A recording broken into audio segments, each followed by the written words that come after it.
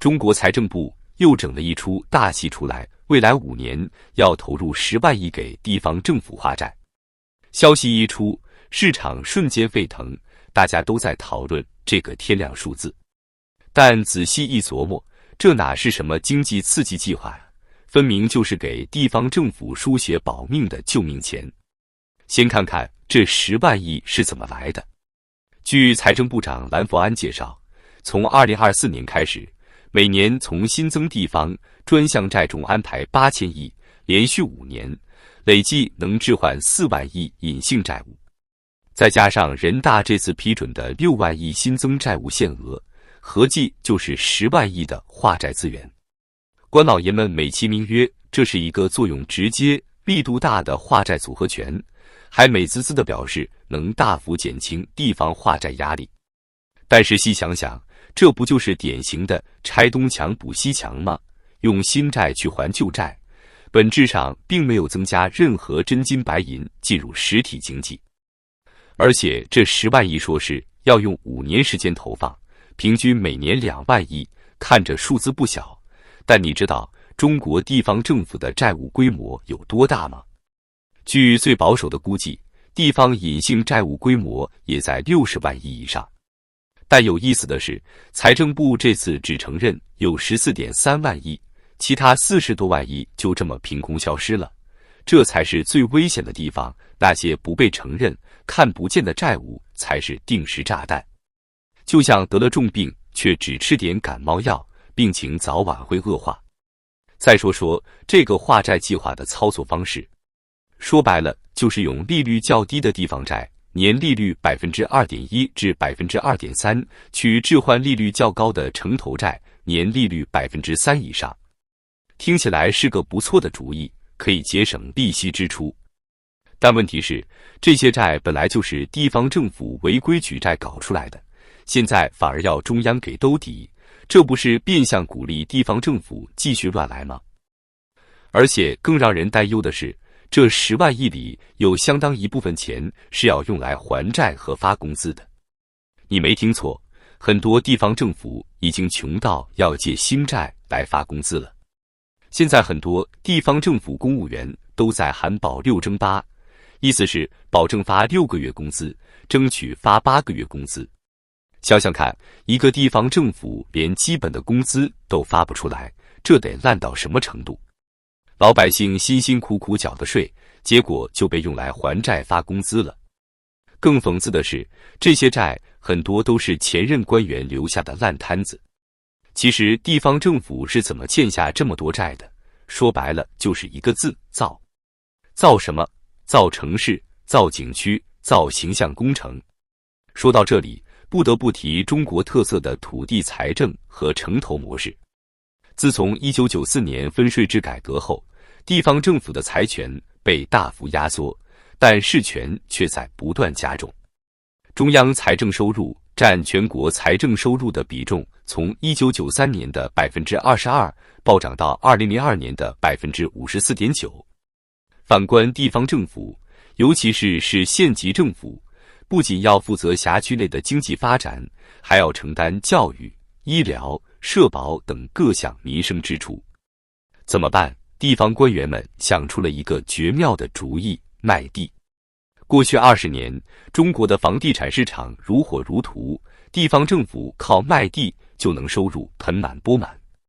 据统计，土地出让金占一些地方政府收入的 70% 以上。但问题是，土地是有限的，卖地收入总有见顶的一天。现在房地产市场降温，土地卖不动了，地方政府的钱袋子顿时就瘪了。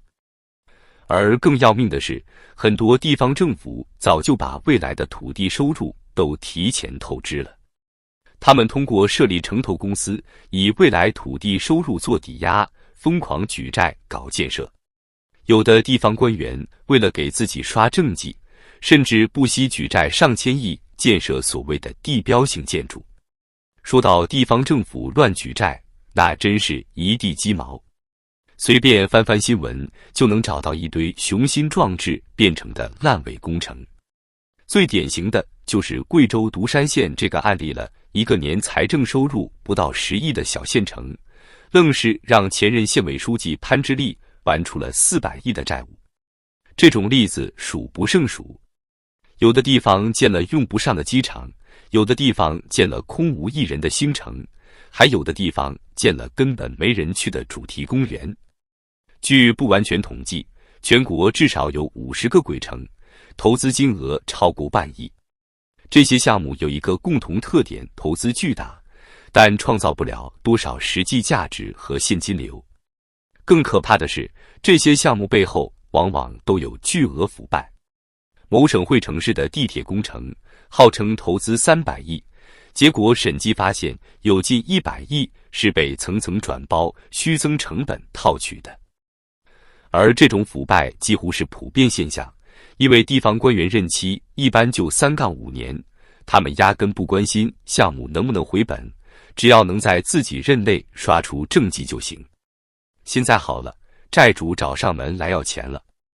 很多城投公司已经开始违约，地方政府的信用评级不断下调。更让人担心的是，这些显性的债务可能只是冰山一角。据第三方机构估算，中国地方政府的隐性债务可能超过100万亿，比官方承认的14.3万亿要多出好几倍。就算按保守估计，中国地方政府每年光是还本付息就需要10万亿左右。想象一下，这是什么概念？2023年，中国全年的财政收入才20万亿出头，也就是说，地方政府几乎要拿1半的收入去还债。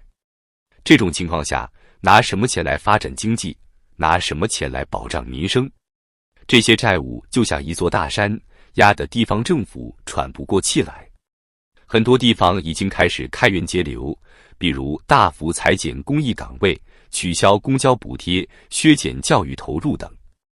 但即便如此，还是入不敷出。有的地方甚至连公务员工资都发不出来，只能靠借新债来维持日常运转。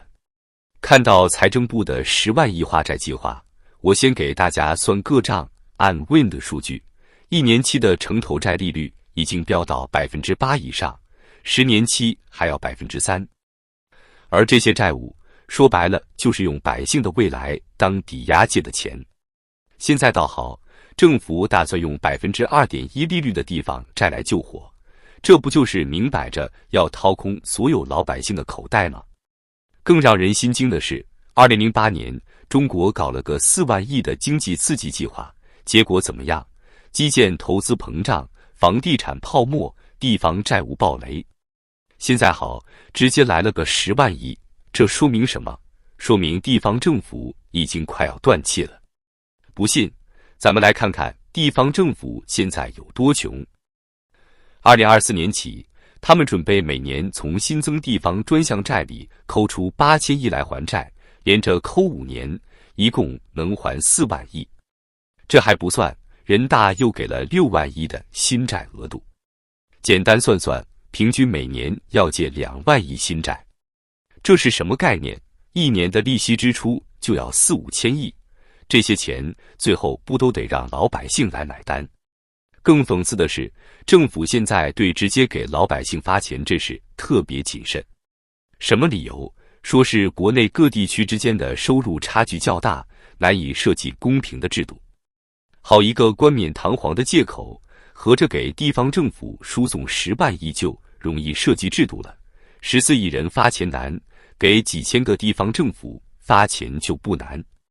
实话实说，这个10万亿的化债计划就是给快要破产的地方政府续命。就像有人说的，这根本不是什么经济刺激，而是在给地方政府输液。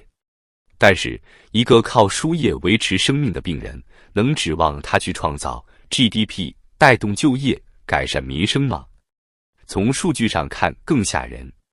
按照财政部的说法，这10万亿能让地方隐性债务从14.3万亿降到2.3万亿。但谁信啊？市场机构测算的地方隐性债务规模至少有60万亿，剩下那40多万亿债务呢？是不是打算等他们自己消失？这不就是在自欺欺人吗？现在的情况是，地方政府为了保住乌纱帽，只能不停地借新债还旧债，但借的债务总要还，利息总要付，谁来还？还是咱老百姓的钱包，不是现在的钱包，就是未来的钱包，不是明面上的税收，就是变相的收费。更要命的是，这10万亿里面，相当一部分是要用来给地方政府救急的。说白了就是保工资、保运转。这意味着什么？意味着连最基本的政府运转都成问题了。一个天天为发工资发愁的政府，还指望他给老百姓办什么实事？所以看到这个10万亿的大数字，别高兴太早，因为这些钱不会流向实体经济，不会改善咱老百姓的生活，而是会被用来填补政府的各种窟窿。这就像往一个漏水的水桶里加水，不管加多少都会漏光。更令人担忧的是，这可能只是个开始。如果不从根本上解决地方政府乱举债、乱投资的问题，这样的救市计划肯定还会有第2个、第3个，到时候负担只会越来越重，最后全都压在咱老百姓身上。2008年那次大放水的教训还没吸取够吗？当年也是说救市、说刺激，结果呢，留下了一堆烂尾楼、空城、烂项目，外加天量债务。这次的10万亿不会又重蹈覆辙吧？看来对于普通老百姓来说，最难的日子可能还在后面。与其指望政府的救市计划，不如提前做好过苦日子的准备。毕竟这些债务最后都是要让中国老百姓来还的，这才是最心酸的现实。